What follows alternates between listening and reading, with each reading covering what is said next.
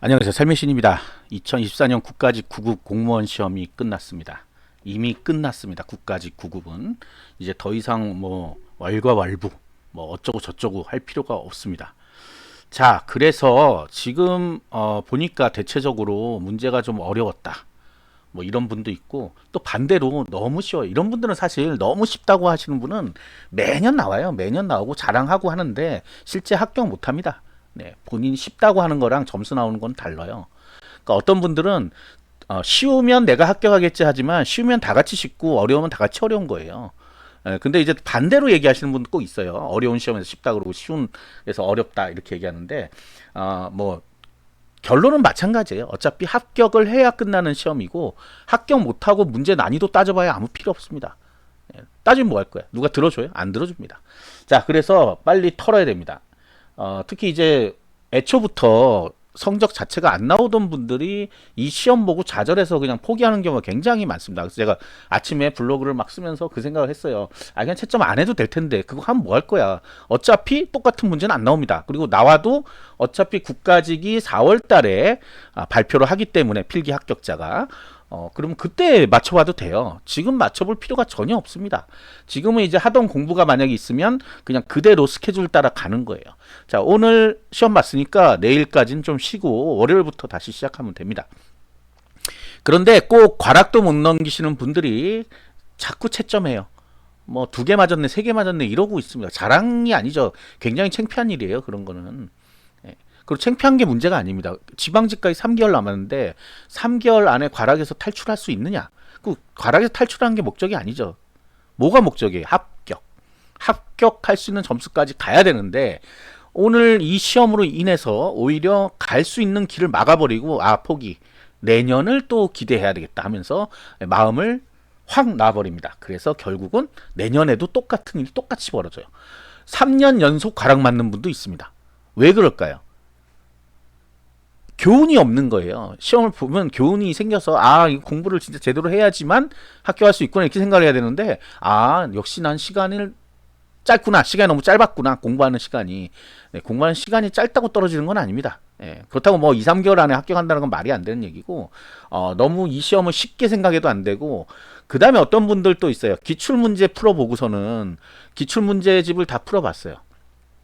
어느 정도 답을 다 알죠. 그런 다음에 작년 시험지를 한번 풀어보는 거예요. 다 맞죠, 당연히. 왜 이렇게 쉽지? 왜 쉬워요? 한번 풀어봤던 문제니까 쉽지. 기출 문제집이란 게 기출된 문제를 단원별로 막 묶어놓은 거잖아요. 그러면 전체가 다 나온다고 해서 내가 한번 봤던 문제를 과연 잊어버릴까? 그러니까 이런 분들이 이제 실제 시험 봐서는 점수가 안 나와요.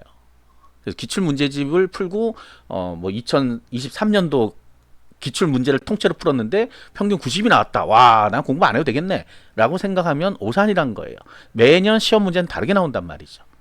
그리고 이제 어떤 분이 또 질문하셨는데 난이도가 어떻게 돼가냐 점점 쉬워지냐 이러는데 공무원 시험에 난이도란 건 없습니다. 네, 없어요. 쉬운 뭐 할 거고 어려운 뭐 할 거예요. 합격이 목적이라니까. 그러면 쉽게 난다고 공부 안 할 거예요? 그래서 요번에 망하신 분도 있을 거야. 왜냐하면 지난 한 3, 4년간 쉽다는 얘기는 거짓말이고 그냥 평이한 문제. 내가 공부 좀 하면 맞출 수 있는 문제들이 나왔는데 이제는 공부를 올해 시험 같은 경우는 보니까 좀 깊이 있는 문제도 나오고 좀 유형도 약간 바꿨어요. 내년부터 바꾸기로 해놓고 이제 그런 것도 나오니까 혼란스러운 거죠. 거기에 이제 플러스에서 시간 관리. 보니까 다 국어에서 시간을 많이 빼앗겼다고 하시는데 그런 것들 관리가 안 되다 보니까 점수가 형편없이 나왔죠. 자, 문제 없습니다. 지난 건 지난 거예요. 그거를 분석할 필요 없어요. 국가직을 분석하시고 지방직을 뭐 합격해야 되겠다 이렇게 생각하지 마시고 지방직을 그냥 목표로 해서 달리세요. 이제 국가직은 지나갔잖아. 보통 분들이 이 시험 보고 나서 한 일주일 동안 공부를 안 해요. 일주일이 뭐야? 한 열흘도 공부 안 해요. 왜 그러냐 하면 이게 안타깝거든. 그때 그 한 문제만 더 맞았으면 합격선 안에 들어가는 건데 막 이러고 있는 거야. 그다음에 한 문제만 더 맞았으면 과락은 넘겼을 때 과락 넘기 뭐 할 건데 합격하고 뭔 얘긴데. 그 쓸모없는 걱정으로 좌절과 분노와 뭐 이런 게 다 합쳐진 거죠. 그러다 보니까 아무것도 안 됩니다.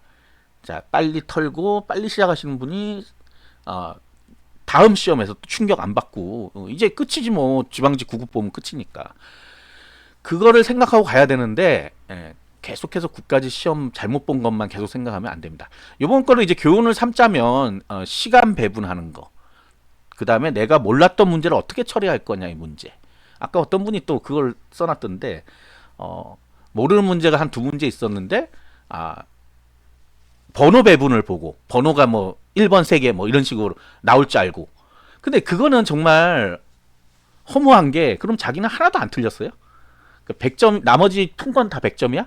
그래야지 뭐 그 개수를 약간 뭐 이렇게 배분할 수가 있는데, 그게 아니라면 그 개수 배분할 필요 없습니다. 그렇게 안 냅니다. 뭐죠? 그 개수대로 내지 않아요. 한번 세보세요. 지금 하는 거, 지금 나온 거 가다만 세보세요. 그러면 그렇게 되지 않아요. 그러니까 그런 꼼수를 쓸 필요는 없다는 얘기예요. 그냥 내가 아는 거를 체크하면 되는 거예요. 그런 거 뭐 연필, 제가 예전에 연필도 굴려보고 했는데 아무 소용 없습니다. 알고 풀어야 되는 거지, 모르고 찍는 거는 운이지. 그게 뭐 그런 합리적인 의심? 네, 몇 번, 3번은 뭐 10개고, 3번은 3개고, 뭐 4번은 3개고, 뭐 이렇지 않다는 거죠. 그러니까 그런 거를 연구하지 말란 말이에요. 그런 거 연구하지 말고, 공부를 해야 되겠죠. 그 다음에 내가 혹시 국가직 시험 볼 때 이 제껴놨던 단원들이 있는지 생각해 보세요. 이 파트는 난 그냥 틀릴래. 어차피 뭐, 안 되니까. 이런 데를 다시 봐야 됩니다. 꼭. 한 번은 봐야 돼. 한 번은. 어떤 분이, 한국사에서 뭐 문화사 그거 저도 참 싫더라고요. 옛날에 하면 그거 뭐 그걸 왜 외워야 돼? 뭐 어쩌고 저쩌고 하는 것들, 무슨 탑도 나오고 막 그러잖아요. 그거를 3년 내내 한 번도 안 봤다는 거야. 근데 꼭 그 문제가 나와서 틀리는 거예요. 나왔으면 다시 나오는구나 하고선 시험을 봐야 되는데, 공부를 해야 되는데 공부를 안 하고 그냥 넘긴다는 거예요. 한두 문제 틀려도 되지. 문제는 한두 문제만 틀리는 게 아니죠. 본인이 틀리는 문제가 있잖아 또. 그러면 그게 60점이 되고 50점이 되는 거예요. 그러니까 과락도 그렇죠. 내가 절반 정도 공부했으면 절반 다 맞아야 되는데 공부했다고 다 맞는다는 거는 거짓말이에요. 그러니까 우리가 뭐 과락만 넘기면 합격하시는 뭐 장애직녀 이런 분들은 그게 전략이 잘못된 거예요. 절반만 공부해서 나는 50점만 맞아서 합격하겠다. 50점을 못 맞는다니까. 왜? 자기가 푼 거에 절반도 못 맞아 또. 그러면 25점밖에 안 되잖아요.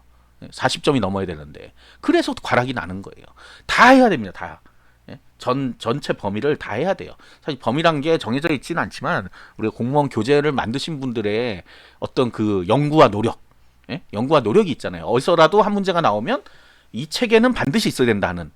그래서 끝까지 다 봐야 됩니다. 책에 실려 있는 건 다 봐야 된다는 소리예요. 그 다음에 이제 어떤 분들 기출 문제만 풀어가지고 합격하겠다 했는데 국가직은 전혀 안 되는 얘기입니다. 그렇게 해가지고는 기출에서 100% 출제되지가 않기 때문에 그러잖아요. 자꾸 자격증 시험 같은 거 생각해요. 수능도 마찬가지 아니에요. 수능도 기출문제에서 안 나오잖아. 비스무리한 문제 나올 수 있지. 근데 비스무리한 문제를 내가 맞출 수 있는 능력을 가지려면 기본적인 이론적인 지식이 있어야지. 그것도 없이 그냥 문제만 그냥 푼다? 푸는 게 아니죠. 찍고 나서 답을 외우고 있어요. 아무 소용없는 짓이죠. 그러니까 기출문제를 푼다는 의미는 내가 내용을 알고 풀고 뭐가 틀렸는지 알아본다, 이런 내용인 거지. 아니 어떻게 그 틱틱틱 찍어놓고선 자기가 맞았다고 그냥 넘어가요. 그거를 찍고 맞는 거 하려고 하는 게 기출 문제 풀이가 아니에요. 지금 혹시 기출을 그렇게 접근하고 계신 분 있으면 빨리 바꿔야 돼요. 내용을 파악해야 됩니다. 내용을. 기출 문제는 우리가 기본서로 배운 거를 문제화 시켰을 때 이렇게 적용이 되는구나. 그러면서 또 외워져요. 그런 것들 때문에 하는 거고. 네, 그렇습니다. 그래서 전 지방직 이제 6월 달이고 좀 시간이 많이 있어요. 3개월 정도 남았어요. 이제 3개월 남았으니까 충분히 반전을 깨할 수 있는 기간입니다. 3개월이면. 그리고 이제 중간쯤 와 있는 분들 있죠. 좀 늦게 시작하거나 이런 분들이 국가직 시험 보고 좌절해서 내리막으로 내려가지 말고 끝까지 가서 정상으로 가야 됩니다. 우리가 산을 오를 때 가장 나쁜 거는 샛길이에요. 샛길로 자꾸 빠지고 싶거든. 저쪽 딴 데로 가고 싶거든. 힘드니까 안 됩니다. 끝까지 가서 정상을 찍어야지만 내려가는 길도 편할 수밖에 없는 거죠. 아시겠죠? 네. 구독과 알림 설정 감사합니다.